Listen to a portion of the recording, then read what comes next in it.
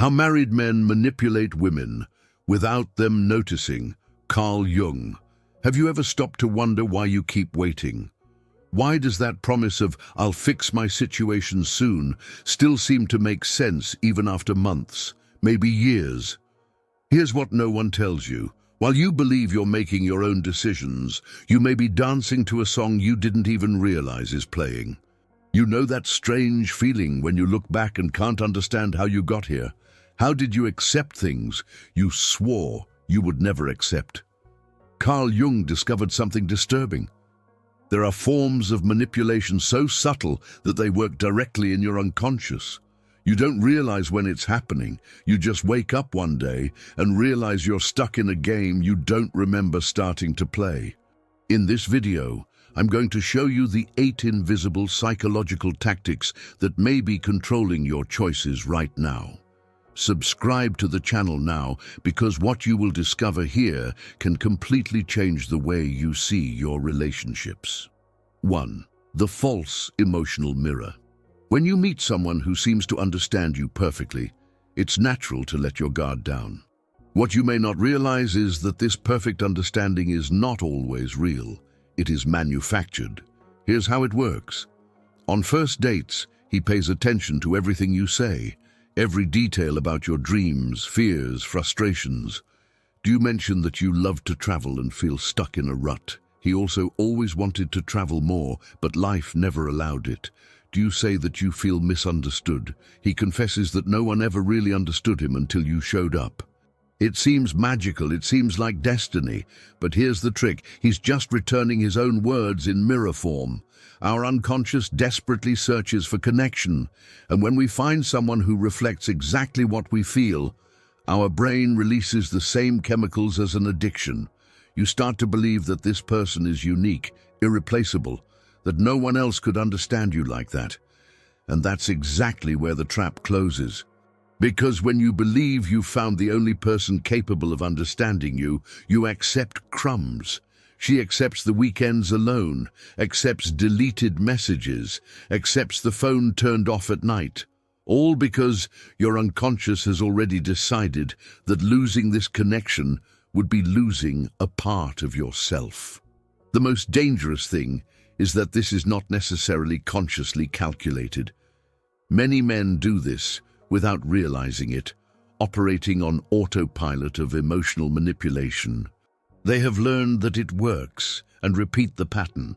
But for you, on the other side, the effect is devastating. You stop trusting your own perception because his seems so aligned with yours. And when your intuition screams that something is wrong, you ignore it. After all, how could someone who understands you so well hurt you? The truth is that this technique works because it touches something very deep in you, the desire to be truly seen. And when someone seems to do that, you surrender everything without realizing that you are surrendering to a carefully constructed illusion. 2. The technique of programmed scarcity. Have you ever noticed how busy he always is in the most important moments? How does it appear intensely for a few days and then disappear without explanation? This is neither coincidence nor lack of time. It is one of the most effective psychological tools out there. Human beings value what is difficult to achieve, and this technique exploits exactly this mechanism of their brain. It works in cycles.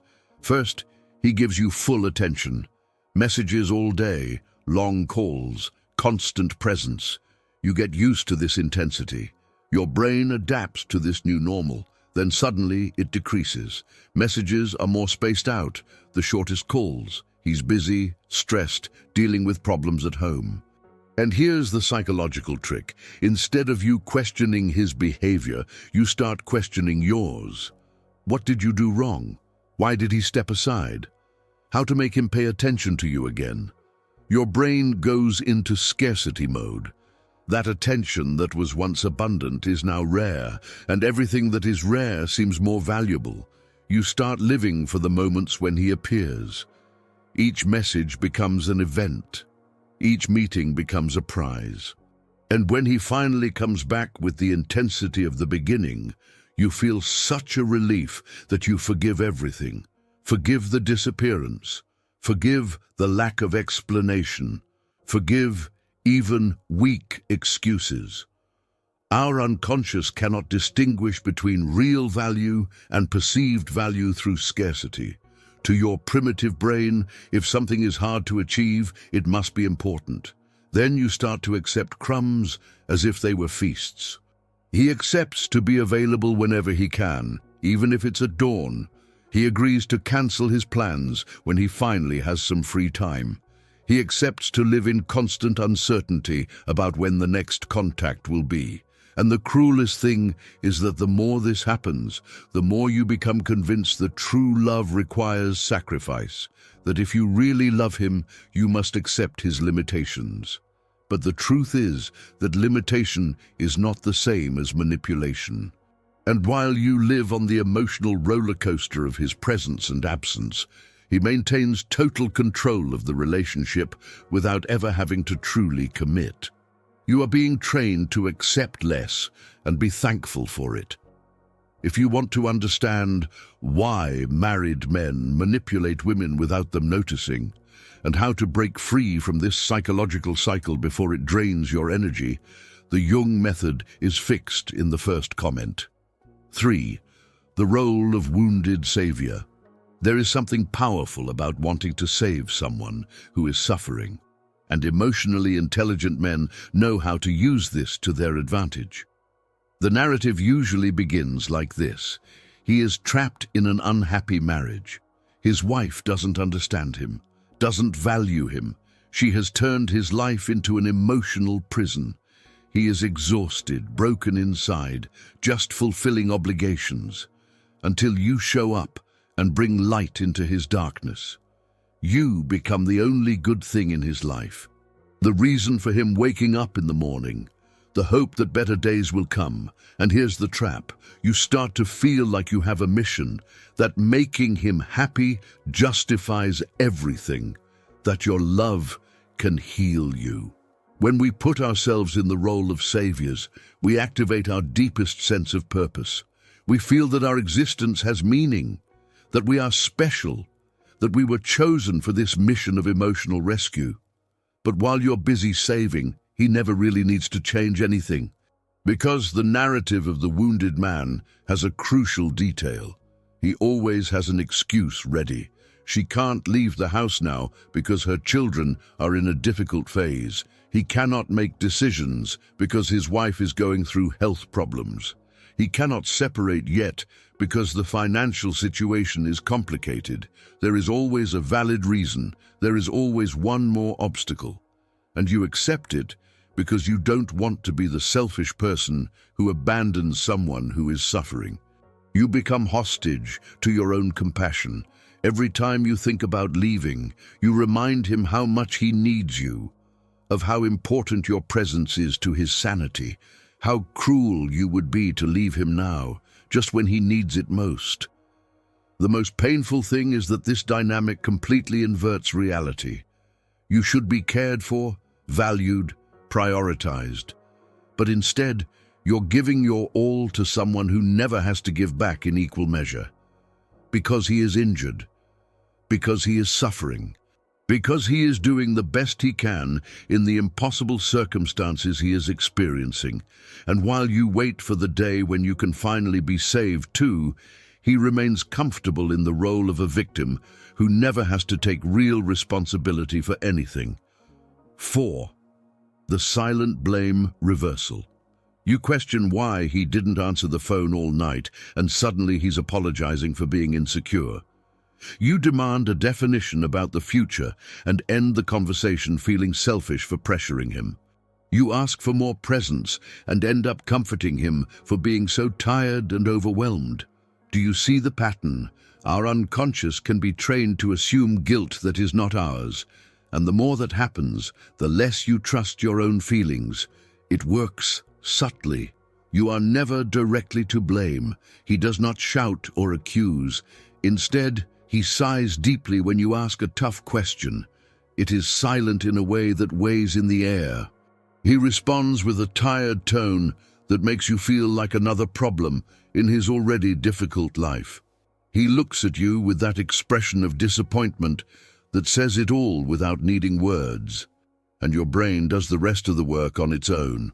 You start editing your needs, think twice before calling, measure every word before sending a message. She swallows questions so as not to seem dramatic.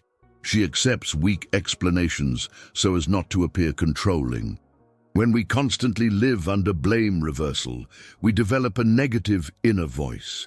You begin to believe that your feelings are exaggerated, that your needs are too much, that you are the problem. And therein lies the cruelest trick. You stop charging because you are already charging yourself. He no longer needs to justify delays, absences, inconsistencies, because you've already made excuses for it in your head. She has already decided that she is being unfair. She has already convinced herself that she needs to be more understanding. The most dangerous thing is that it happens so slowly that you don't realize it. Today, you accept a weak excuse. Tomorrow, you don't even ask for an explanation. After a while, you're apologizing for things you didn't even do. And one day you wake up and no longer recognize the person you were. That woman who had clear limits and didn't accept less than she deserved. She was silenced by the guilt that was never hers to carry. You become afraid to express what you feel because you already know that you will feel bad later.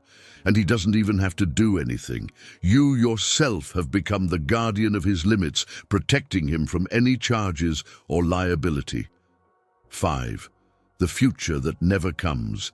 He talks about you living together, about trips they're going to make, about what it will be like when you are finally free to live love openly. He paints a future so real that you can smell your home. And as long as you live in that promise, the present remains exactly the same. Human beings can survive the worst situations when they hope that something better is coming. And that's exactly the tool that keeps you hooked. Because it's not just about the future, it's about a specific future that he builds in enough detail to feel real. He knows the neighborhood where you will live. Have you thought about the names of the dogs you will have? He describes Sunday mornings having coffee together without haste. Tell them how they will introduce you to their children when the right time comes. And every detail works like a hook in your heart. You begin to live for that future. He schedules his life around this promise. He refuses other invitations because he said they will soon have time. He doesn't make long-term plans because at any moment your life will really begin. Save money for the house they are going to rent. Imagine the decoration of your room. He lives mentally in a place that only exists in his conversation. When we project our happiness into the future, we lose the ability to evaluate the present clearly. And that's exactly what happens. You can't see that months or years have passed and nothing has changed. Because there is always a new date on the horizon. First it was at the end of the year. Then it was left for when the children entered college. Now is when he resolves the financial situation. There is always one more reason to wait just a little longer, and with each postponed promise, he adds a new detail to your imaginary future, as if more details made the promise more real, as if talking more about the future compensates for the lack of action in the present. The cruelest thing is that you defend this future as if it were already real. When friends question, you explain your plans. When the family worries, you ensure that it is only a matter of time. You become the greatest defender of a reality that exists only in his words. And as the calendar ticks by, you keep waiting for the day when the future will finally catch up with the present. 6. Intermittent validation.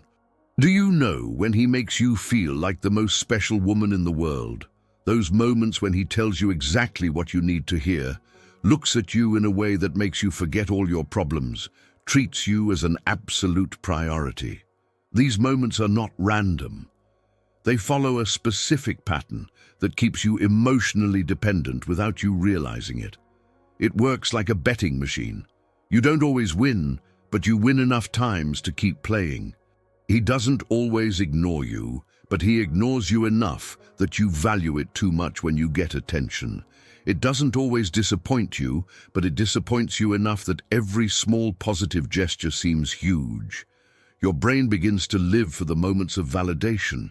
When he finally responds after hours, when he cancels an appointment to be with you, when he says you're different from everyone else, when he acts for a few minutes like the man you met at the beginning. These moments release dopamine in your brain in the same way as a drug, and the more irregular the pattern, the more addictive it becomes, stronger until it receives constant validation, because your brain never knows when it's going to get your next dose. So you are in a permanent state of alert, checking the cell phone every minute, analyzing his every word for signs, trying to decipher what to do to deserve more of those good moments. And here's the most painful part. You start to accept less and less. A vague compliment becomes a reason for joy. A good morning message becomes proof of love. An hour stolen from his time becomes evidence that you are special. You're so used to scarcity that crumbs feel like a feast. The most dangerous thing is that this creates a cycle that feeds itself. The more you accept less, the more it offers less, because he realized he doesn't have to do much to keep you around. Just pay attention from time to time. Just be kind at strategic moments. Just make occasional promises. And you are still there, waiting for the next moment of validation, living on memories of the good days, convinced that if you continue to be patient, understanding, and present, these moments will be as frequent as they were in the beginning. But the truth is, you're addicted to crumbs and don't even realize it. 7. The invisible isolation. Do you notice that you are going out less with your friends, who failed to tell his family what is really happening in his life, that your hobbies and interests were left aside? This is not an accidental process. Emotional isolation happens so gradually that when you realize it, you are already alone, facing a situation that should have support. And the scariest part is that you often build this isolation yourself, thinking that you are protecting the relationship. It starts with small things. You stop sharing details about him because you know your friends will question you. You avoid talking about the family relationship because you don't want to hear a sermon. You make excuses not to go out because he can have some free time and you need to be available. Gradually you realize that you are lying to the people you love. Not big lies, but omissions, half-truths, edited versions of reality that don't show how much you're giving up on yourself. And in the meantime, he never had to ask you to get away from anyone. You created the distance yourself. When we experience something that our unconscious knows to be wrong, we naturally distance ourselves from the people who could make us see it. Because deep down you know that if you tell the full truth to someone who truly loves you, that person will question you. It will point out the contradictions. It will ask why you accept so little. And you don't want to hear these questions because you already know the answers and they hurt. So you choose solitude. You choose to keep everything to yourself. He chooses not to have anyone to talk to when he disappears again. And this creates an even greater dependence on him. Because if you no longer have your friends to support you, you no longer have your family to welcome you, you no longer have your own interest to distract you, what is left? Only him. Only the relationship. Only the hope that it will get better. The saddest thing is that this isolation makes you doubt yourself even more. Without other perspectives, without other points of view, you begin to believe that maybe he's right about everything, that maybe you're too picky, that maybe other people wouldn't understand. And when you finally need help getting out, you may find that the bridges you burned aren't so easy to rebuild. You have become the very guardian of your prison. 8. The projection of the ideal woman. He sees you in a way that no one has ever seen. He sees in you qualities that you yourself did not know you had. It says that you are different from all the women you have met, that there's something special that he can't explain, and you start living to maintain that image. This is one of the most sophisticated traps that exist, because it's not about him diminishing you, it's about him putting you on a pedestal so high that you're afraid of falling. Here's how it works.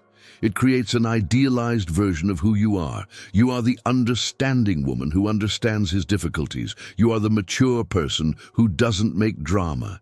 You are special because you accept the complex situation he lives. You are different because you do not demand what other women would demand. And every time you act off that script, you feel like you're disappointing, that you are losing what makes you special in his eyes. Then you mold yourself. She hides her anger when he cancels another date. She disguises her sadness when she spends another holiday alone. She swallows her frustration when he chooses his family for the 100th time, because special women don't make drama. Mature women understand the difficulties. Different women accept what others wouldn't, and you get lost in this image that he created. Your real needs are buried under layers of expectations about who you should be to deserve his love. You stop expressing what you really feel because you're afraid of breaking the illusion, to stop being that perfect woman he sees. The cruelest thing is that this ideal woman he describes never really existed. It's a convenient projection, a fantasy that perfectly serves his interests, because his ideal woman is the one who accepts everything, demands nothing, and still thanks for the crumbs. She is the one who never charges, never pressures, never tires of waiting. It is the one that is always available but is never inconvenient. And you try to fit into this impossible mold, completely forgetting who you were before. That woman who had legitimate needs, clear limits, and did not accept less than she deserved. Because now you're too busy being the idealized version he created, and the more you try to maintain that image, the more you move away from yourself. Until the day he looks in the mirror and no longer recognizes who is there.